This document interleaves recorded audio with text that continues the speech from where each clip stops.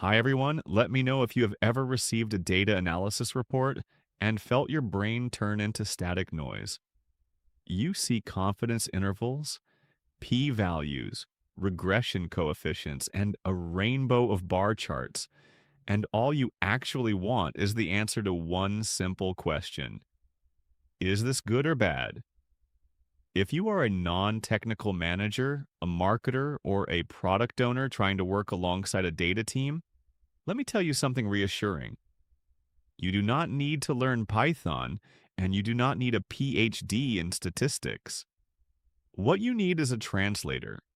Today, I am going to give you a three-step framework to interpret any data report with confidence and clarity and without the panic.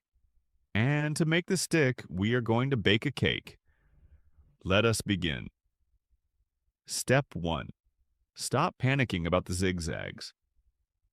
Every dataset has something called noise, which is a fancy way of saying random fluctuations that mean absolutely nothing. Your daily sales might go up 2%, then down 3%, then flat. If you react to every single wiggle on the chart, you will exhaust your team and make terrible decisions. So here is the golden rule for non-technical teams. Look for the trend, not the tick. Imagine you are weighing yourself every morning. Your weight might bounce up and down by half a kilogram day to day because of water, because of meals, because of who knows what. That is noise. But if you look at the moving average over 3 months and see a steady 5 kilogram increase, that is a signal. The same applies to your business reports. When you see a 2% drop on a random Tuesday, ask your analyst one question. Is this change bigger than normal random ups and downs? If they say no, it is within the margin of error, then ignore it. Do not call a meeting. Do not rewrite your strategy.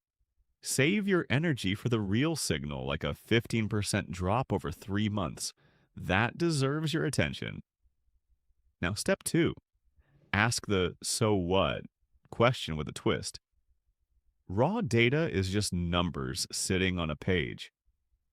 Interpretation requires context, and context requires you to ask two specific questions about every number in that report. First, is this moving toward our goal or away from it? That gives you direction. Second, is the speed of change getting faster or slower? That gives you velocity.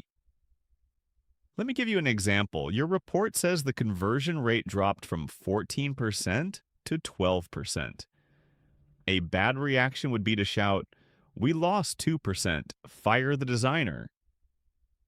A good reaction is to say, "We are moving away from our goal, but is this a slow leak or a crash landing?"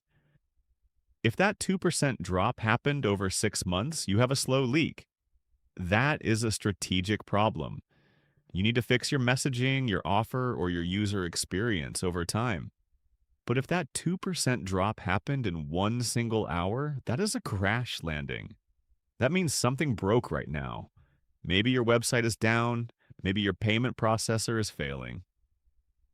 In that case, you do not schedule a strategy meeting for next Tuesday. You stand up and fix it immediately. So remember this: interpretation is not just about good or bad, it is about how fast you need to move. Which brings us to step 3, and this is the ninja trick that separates mediocre teams from great ones. You have to understand the difference between correlation and causation. Non-technical teams make this mistake constantly. They see two lines going up together on a graph, and they scream, "Aha! We found the answer." But let me show you why that is dangerous. There is a famous example where the number of Nicolas Cage movies released in a given year correlates almost perfectly with the number of people who drowned in swimming pools. Those two lines move together beautifully, but nobody in their right mind thinks Nicolas Cage causes drowning. That is correlation without causation. Just because two things happen at the same time does not mean one caused the other. So here is your script fix. Every time you read a report, I want you to change one small word. Instead of saying because, say and. For example, do not say sales went up because we sent the email. Say sales went up and we send the email. That tiny word change forces you to stay humble. It reminds you that you need an experiment, not just an observation. So, ask your analyst this question directly. Did we run an A or B test to prove causation, or is this just a coincidence? If they cannot point to a controlled test, treat the finding as interesting but not actionable. Now, because I know you were busy, I am going to give you a cheat sheet of 3 simple questions you can ask your analyst in your very next meeting. You do not need to understand the math. You just need to ask these questions. Question number 1. What is the one number I should care about? Data reports bury the lead under mountains of detail. Force your analyst to point to a single key performance indicator that matters right now. Question number 2. Compared to what? If someone tells you revenue is $10,000, that means nothing in isolation. $10,000 compared to last week? Compared to the same month last year? Compared to the budget you set? You need a baseline or you are navigating without a map. Question number 3. What action do you recommend I take based on this data? This is the most important question of all, and here is why. If the data does not lead to a decision or an action, it is just trivia. And you do not have time for trivia.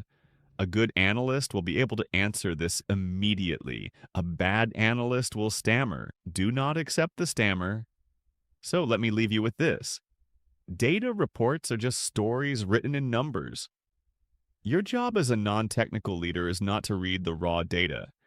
Your job is to ask for the translation. Find the trend and ignore the noise. Check the velocity to know if you are dealing with a slow leak or a crash landing.